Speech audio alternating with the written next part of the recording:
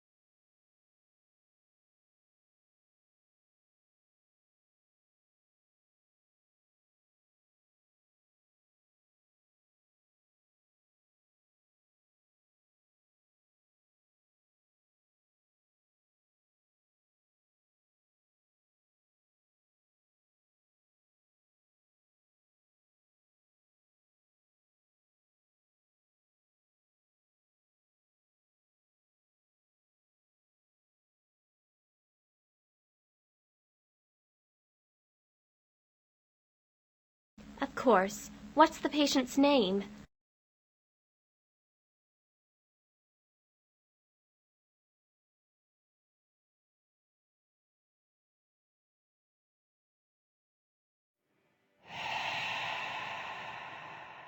I am Elizabeth. How can I help you? Yes, I am Dr. Ferrer's patient.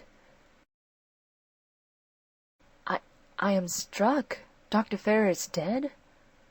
I would be happy to answer your questions, Detective, but I doubt I know anything useful. Okay, I owe you some explanations. As you can see, I am an artist. Dr. Ferrer liked my work, and he kindly offered to help me and give a push to my career. He used his connections to organize various expositions in public libraries and museums. In return, I was a featured artist at his last fundraising event. 2 of my sculptures were sold at auction to raise money for research.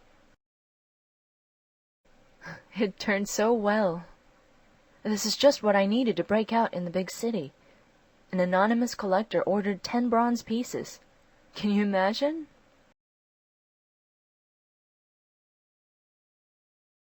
Here. I was in my loft all night working on a painting. No, I'm just his patient. I had a car accident 2 years ago and was referred to Dr. Ferrer last year. I am under a medical and physical program to evaluate if I need hip surgery. Yes, I can't go anywhere without it. Why? What? It doesn't prove anything. It could be any other patient.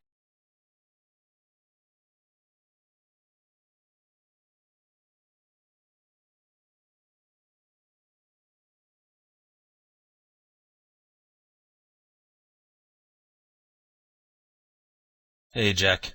You're late again. This is our primary suspect in the Ferrer case, Elizabeth Marquis. Unfortunately, she didn't survive the crash. We believe that she fell asleep at the wheel, since there were no signs of braking. She ended up in the post. What a mess. But, on the other hand, this is very convenient. Our killer dies in a car accident, so we can close the Ferrer case. Jack, I know this isn't how we wanted the case to end up, but I want to thank you for the work you did. Good job.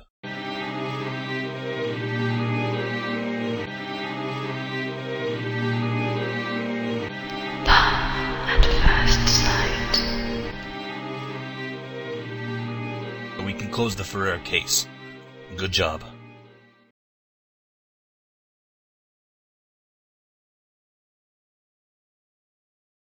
Hey, Jack. I ran some tests on the victim. I have found zolpidem in her blood. That's a powerful sedative used for the treatment of insomnia that may be sold only on prescription. I accessed her medical records, and Elizabeth didn't have a prescription for that drug.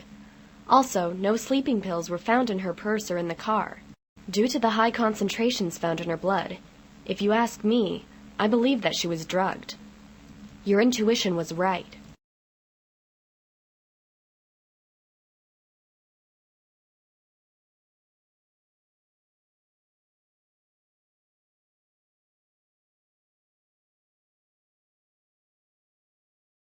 The same old smelly book again.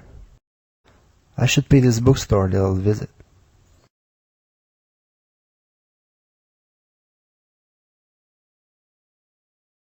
Dark sun, but looks more like strawberry cheesecake to me. Kill Bunny. Bunny kill. That doll?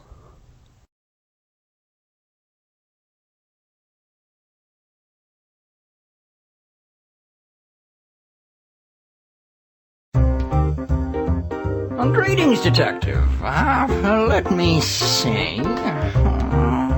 Yeah, I recognize that book indeed. I sold it to a gentleman about 2 weeks ago. I remember he was a good doctor. See, I remember. Oh, very easy, Detective. See, that book is very rare. It was edited and published by a Scottish firm that went out of business more than 50 years ago. So it is discontinued, and that's why it is very rare. I worked hard to find the 2 copies ordered by the gentleman. Then, a couple of days later, another man came for the same book. See, it is very strange, I must say. I don't know, but I talked to the doctor about my hair falling, see? Yeah, I have this in my records, somewhere. See? You are welcome, good detective.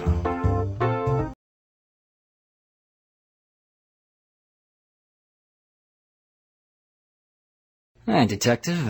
Of course I recognize that volume. It's the book of the month in our reading group. Well, it's a poetry club.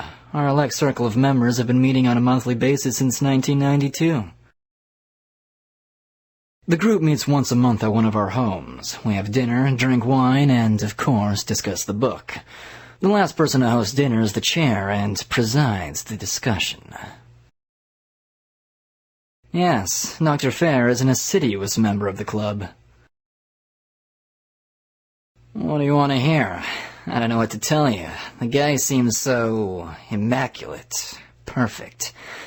But I'm going to tell you something about him, though.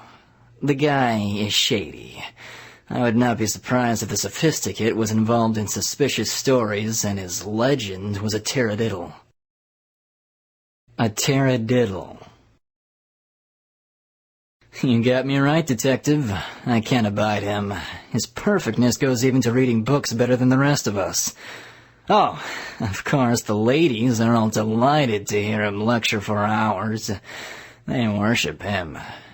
Yeah, that's it. The cult of Dr. Ferrer.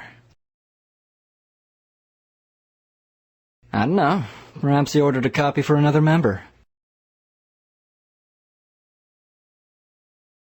No, I'm not good with faces and names. There's the doctor, the pretty hairdresser, the fat housewife. We have currently 8 members, but not everyone is diligent.